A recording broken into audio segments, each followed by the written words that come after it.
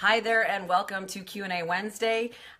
Always excited to be here. Wednesdays are so interesting to me, but I've got a great subject today. I know that a lot of us struggle with it. I even struggle with this. First of all, I want to apologize. I haven't done a lot of posting this week. It's been quite a crazy week. I know that it's actually tax season. Desperately trying to get things done so that I can be done with that. I get to visit my son in San Diego next week.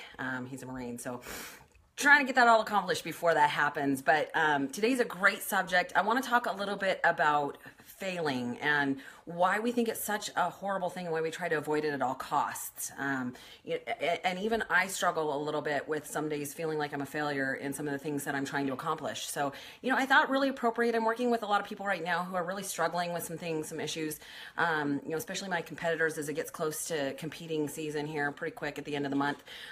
Really just having a struggle. And I want you to know that not only is it normal, but it's necessary to fail in certain things.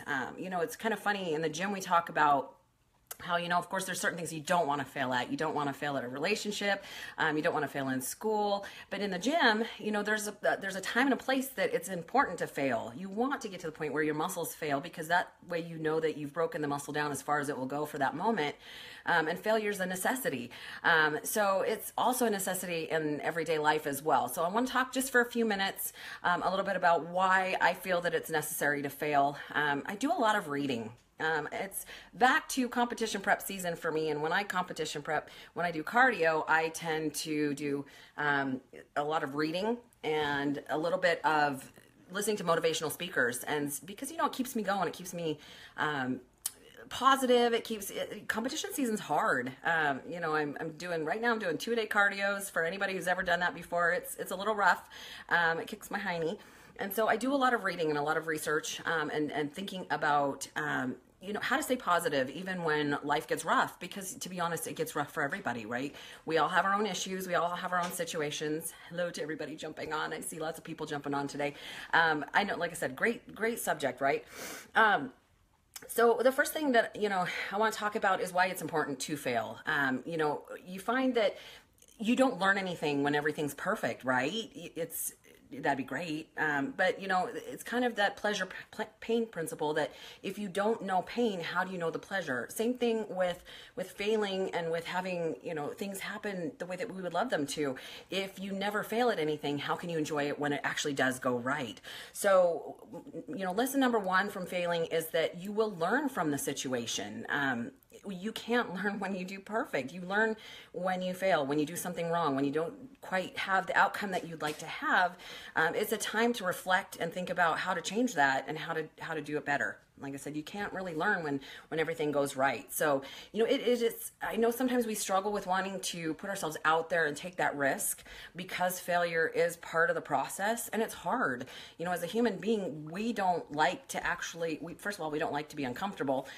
We don't like change. That's a big one. One of my favorite all-time sayings is that you will remain the same until the pain of remaining the same is greater than the pain of change, which is true. Even when our lives are tough, or maybe we have a really difficult job, or something that we're uncomfortable, well, not necessarily uncomfortable with, but that we don't enjoy or don't like the way it's going because it's comfortable. And as humans, we like comfort. We don't tend to make changes. So yes, I see, Daniel, that you fail to start. That happens to a lot of us. And I think part of it is, again, the fear of failing. We don't start something to fail, but again, if you don't start it, you're never going to get the benefits from it either. So it is important, for anybody who's really kind of researched failure, the Thomas Edison saying about how, he never looked at, when he was creating the light bulb, he never looked at it as failure. He just looked at it as one more way that it didn't work. So, how many scientists deal with that on a regular basis, that they look at it, they look at the process and find that, wow, it didn't work that way. Let's change a variable. Let's change something and let's see what happens. So, even though you may struggle with failure and not wanting that to happen, you at least are going to find another way that it maybe doesn't work that way for you. You can reflect on that, review, revamp, and figure out a way that does. And sometimes you find a so much greater option than you would have if it had gone right the first time. So that's not necessarily a bad thing. it's inevitable when you're goal setting. I have to have a goal. I know that to stay moving forward, I have to set goals. I've always been a goal setter, and it's an inevitable part of goal setting that you're going to fail at some point. So it is okay. Like I said, I think it's necessary. So one of the things that I try to do is to learn to use that as motivation, whether it's not quite getting it right the first time, or maybe, I'm competing and I'm the hardest on myself. I'm really frustrated when I don't feel like I've done well. I have to turn around and use that as motivation to keep going and to do better the next time. Yeah, I might not have taken first place. Maybe I took third or fourth or worse, but can I come back better next time? So if you use that as motivation, use it as a learning tool, it's obviously, it's part of life. It's part of growth. And growth is important, because if you don't grow, you're dead, right? So that's, something to think about.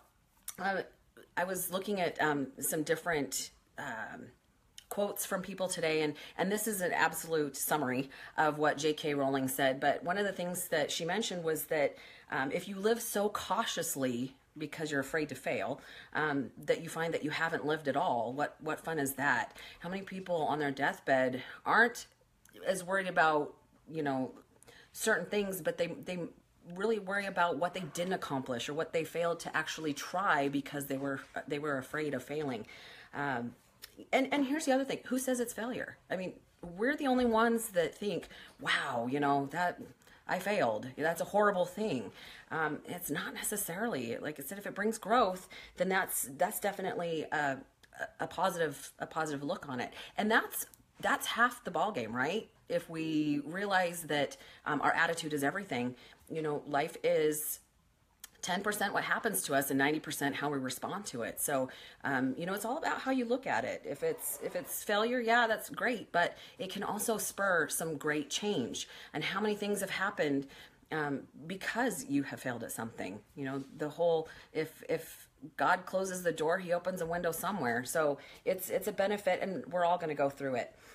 The other thing is, I think sometimes because we're our own worst enemy and we get those little voices going on in our head, sometimes we can really struggle with it. And I think it's important not to make a mountain out of a molehill.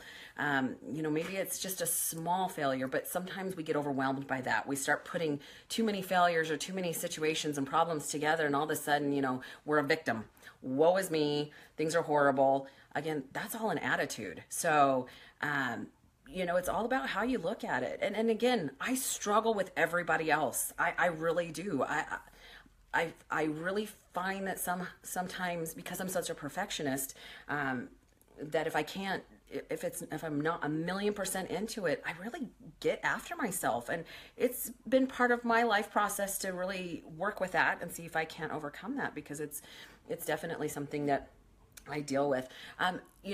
Another thought, whenever you're getting started with something, and of course, this applies to anything. This isn't just in the fitness world or trying to get healthy, although I think it's a big one. Let me give you an example. I work with people all the time, and I used to do this. That say, okay, well, I kind of went off the deep end. I was having a rough day, and so I got into my stash of whatever. And then after that, I kind of figured, well, I've already dropped the ball, so let's just go for it. And then their cheat moment turned into a cheat weekend or a cheat whatever. We let it derail us. However, there's no reason why you can't at any moment get back on. You can start a diet in the middle of eating a bag of potato chips. It does work. So, it's all in how you look at it. It's okay to be scared. It's okay to need to start something new. It's okay to worry that you will fail. That part's okay, but it's not okay to let it stop you. I think that's super important. So, it's going to be... I've got some interesting things. How many times? Yep. So Ronnie's been great. She just said that she's gotten back up every time. And you know what? Again, we all fall down. It happens. It's not about falling down. It's about getting back up. You can get knocked down 99 times, but you got to get back up 100. So I do have questions kind of off topic here. What can I do to gain weight? That one, you know what? Actually, message me because that's completely off topic. Not that I don't want to answer that, but I do have several gentlemen that I'm training right now that we're working on putting on weight. So it's an interesting topic. It's just not quite on what we're talking about today. But Luis, if you want to, text me later, message me. We'll talk a little bit about that, or it could be a topic for next week, maybe. We'll see. And my son just jumped on. Hi, Cody. Like I said, I get to go see him next week, so I'm super excited. I hear it's warm in California, so I'm stoked. I'm tired of being cold. So the last thing I want to talk about really quickly is, sometimes when you're working for something big, I know that finding motivation is tough. We've talked about that one before. But, first of all, think about, is it worth it? I think that's the first thing you have to decide is it worth it? And how bad do you really want it? I work with a lot of people that really are frustrated with motivation, and we really have to talk about that your goals actually have to be so big that your obstacles just don't stop you. It's necessary. If you want it badly enough, you're going to do whatever it takes to get it. So pick a big goal. It's okay if it scares you. It should also excite you.